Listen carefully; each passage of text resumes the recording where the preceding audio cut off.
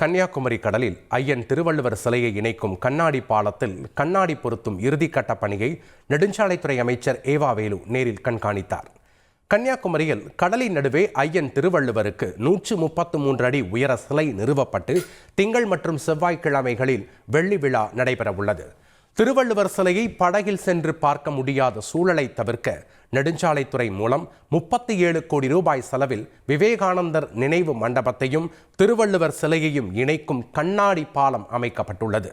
கடந்த ஓராண்டாக பணிகள் நடைபெற்று வந்த நிலையில் இறுதிக்கட்ட பணியை அமைச்சர் ஏவா வேலு நேரில் பார்வையிட்டு பாலத்தின் உறுதித்தன்மையை சோதனை செய்தார்.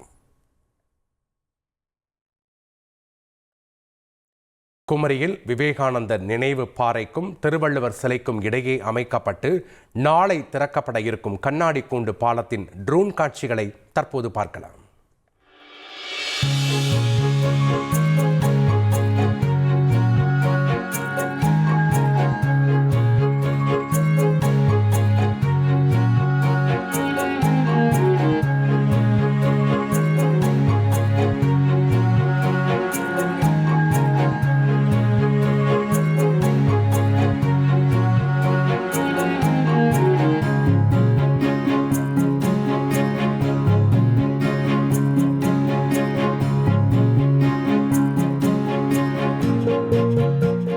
கன்னியாகுமரியில் திருவள்ளுவர் சிலை நிறுவப்பட்டு 25 ஆண்டுகள் நிறைவு பெறுவதை ஒட்டி தமிழ்நாடு அரசின் சார்பில் திங்கட்கிழமை முதல் 3 நாட்களுக்கு வெள்ளி விழா கொண்டாடப்பட உள்ளது.